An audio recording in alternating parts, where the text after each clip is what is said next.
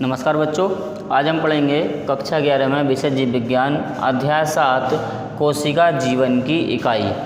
इससे पिछली वाली वीडियो में हमने पढ़ा था कोशिका क्या है। कोशिका दो प्रकार की पाई जाती हैं, प्रोकैरियोटिक कोशिका और यूकैरियोटिक कोशिका। यूकैरियोटिक कोशिकाओं में जंतु कोशिका अलग प्रकार की होती हैं और पादप कोशिकाएं अलग प्रकार की होती हैं। उनमें कुछ ना कुछ अंतर पाया जाता है। जैसे पादप कोशिका में कोशिका भित्ति पाई जाती है और जंतु कोशिका में कोशिका भित्ति नहीं पाई जाती, जबकि पादप कोशिका में क्लोरोप्लास्ट पाया जाता है और जंतु कोशिका में क्लोरोप्लास्ट नहीं पाया जाता। इस टाइप से दोनों में कुछ अंतर पाए जाते हैं। और हमने पढ़ा था कि कोशिका को संरचना के आधार पर 3 भागों में बांट सकते हैं। नंबर एक बांट सकते हैं कोशिका भित्ति, नंबर 2 कोशिका द्रव्य और नंबर 3 केंद्रक। कितने भागों में बांट सकते हैं? 3 भागों में। नंबर 1 कोशिका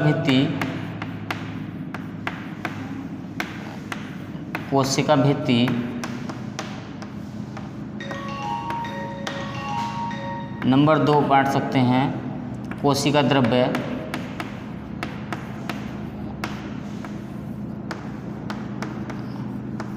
और नंबर 3 है केंद्रक।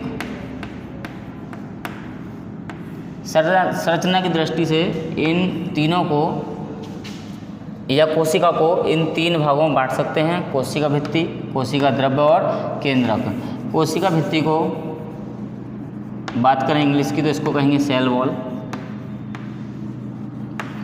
कोशिका द्रव्य को कहेंगे साइटोप्लाज्म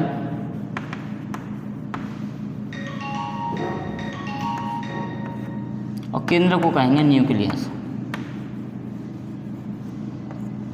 इस टाइप से 3 भागों में बांटा जा सकता है, सेल वॉल या कोशिका भित्ति। इससे पिछली वीडियो में हमने पढ़ ली थी। इसके बाद हम पढ़ेंगे कोशिका द्रव्य या साइटोप्लाज्म। कोशिका द्रव्य में बताया था कि कुछ अंगक पाए जाते हैं, जैसे माइटोकॉन्ड्रिया, लवक, endoplasm reticulum, Golgi body, ribosome. इस टाइप से कुछ अंगक पाए जाते हैं, ऑर्गेनिज्म पाए जाते हैं, जिसमें से हम सबसे पहले पढ़ेंगे माइटोकॉन्ड्रिया। माइटोकॉन्ड्रिया का हम आज अध्ययन करेंगे। माइटोकॉन्ड्रिया को सबसे पहले देखा था कोलीकर ने। सर्वप्रथम माइटोकॉन्ड्रिया को कोलीकर ने देखा और अल्टमान ने इसको नाम दिया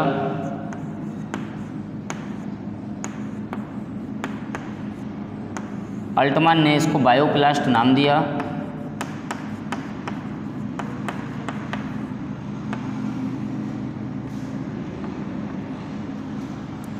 कोलीकर ने देखा, अल्टमान ने बायोप्लास्ट नाम दिया और सी वेंडा ने इसको नाम दिया माइटोकॉन्ड्रिया। सी वेंडा ने क्या नाम दिया इसको? माइटोकॉन्ड्रिया।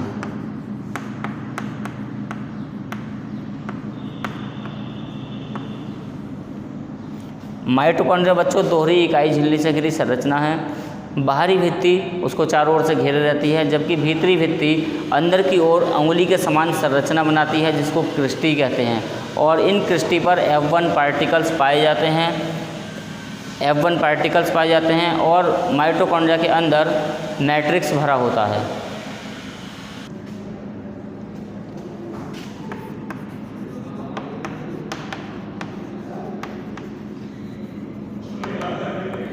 इसकी संरचना देखते हैं।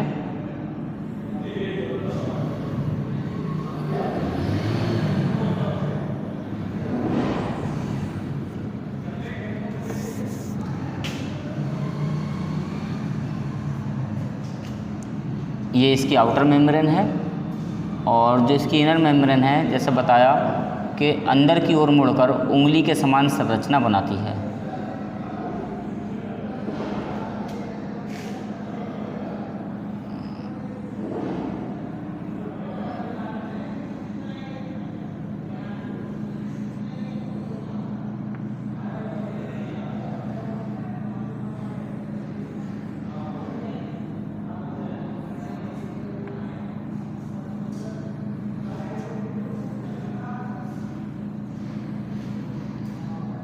और ये संरचना जो है उंगली के समान, इस पर क्या होंगे? F1 पार्टिकल्स होंगे।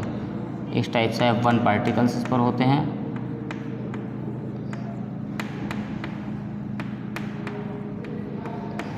ये सब पर ही, जितनी भी क्रिस्टी हैं सब पर लगे होते हैं। एग्जाम में या जब भी आप डायग्राम बनाओ इसको केवल 1 या 2 पर दिखा देना है, बाकी सबका मतलब ये है कि सब पर ये क्रिस्टी जो होती हैं, क्रिस्टी के ऊपर F1 पार्टिकल्स लगे होते हैं। इसके अंदर मैट्रिक्स भरा होता है।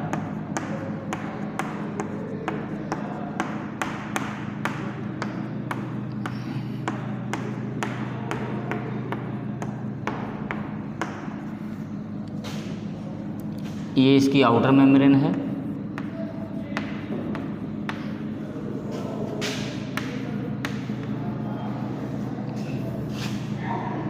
इनर मेम्ब्रेन क्रिस्टी की संरचना बना लेती है।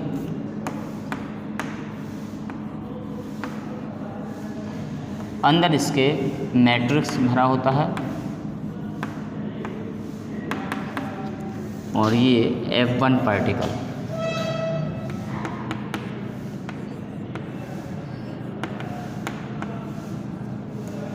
इस प्रकार से बच्चों ये स्ट्रक्चर ऑफ माइटोकॉन्ड्रिया है।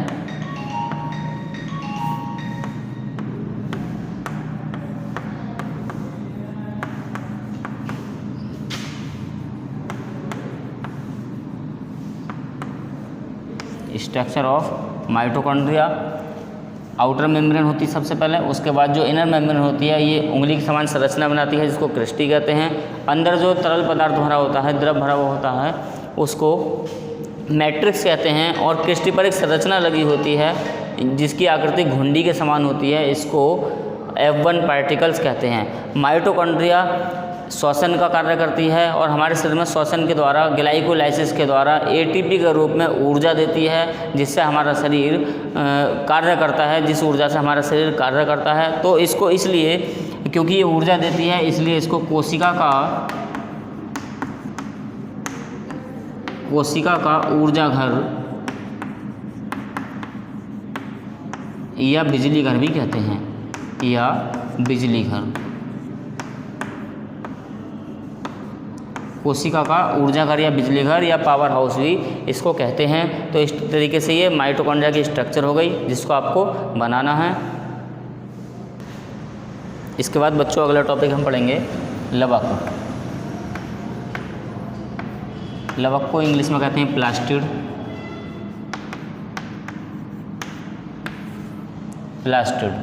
प्लास्टिड की खोज की थी हैकल ने।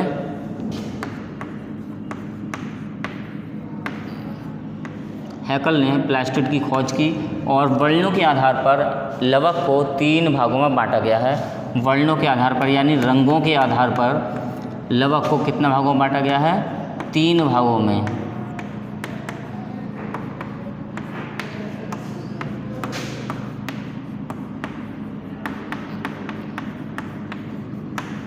तीन भागों में बांटा गया है। नंबर 1 है वर्णी लवक,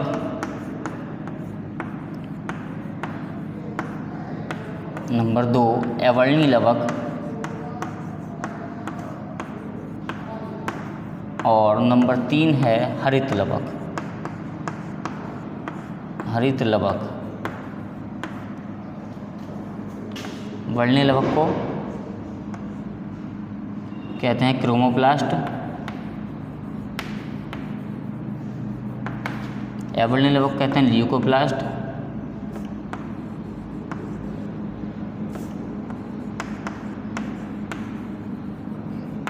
और हरित लवक को कहते हैं क्लोरोप्लास्ट। इसमें से वर्णी लवक क्रोमोप्लास्ट जो है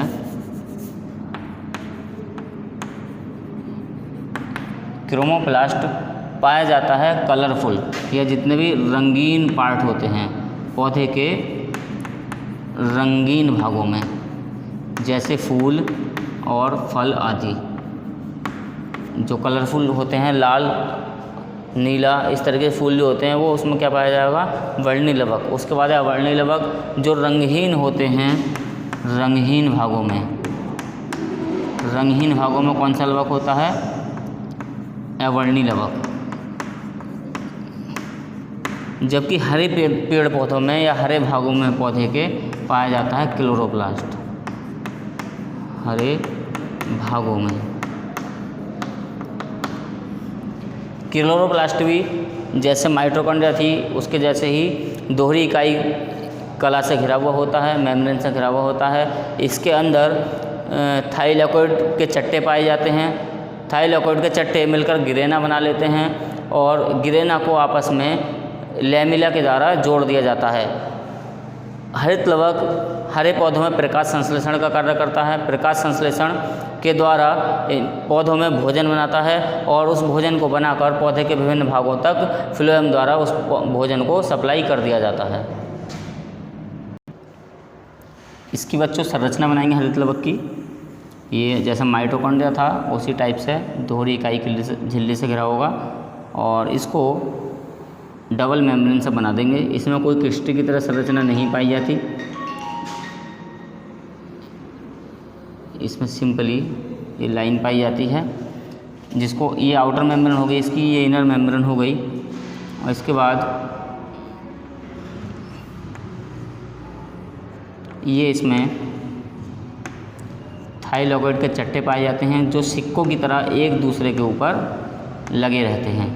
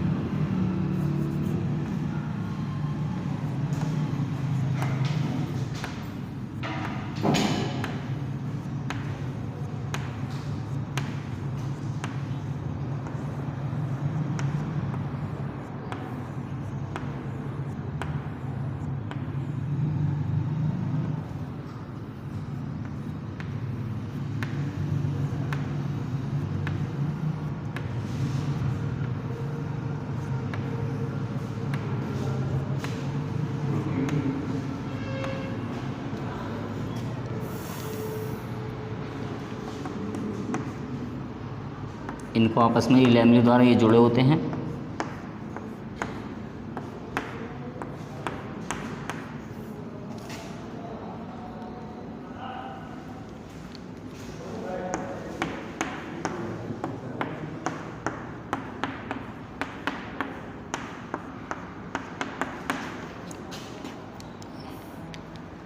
ये इसकी आउटर मेम्ब्रेन,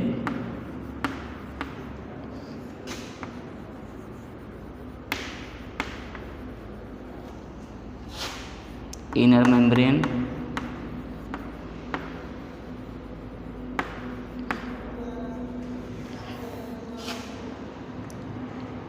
ये होते हैं थाइलेकोइड,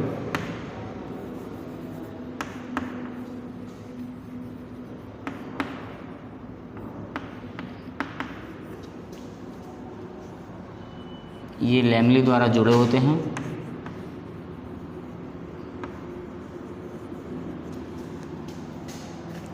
इस प्रकार से ये संरचना कौन सी हो गई? क्लोरोप्लास्ट। Structure of chloroplast.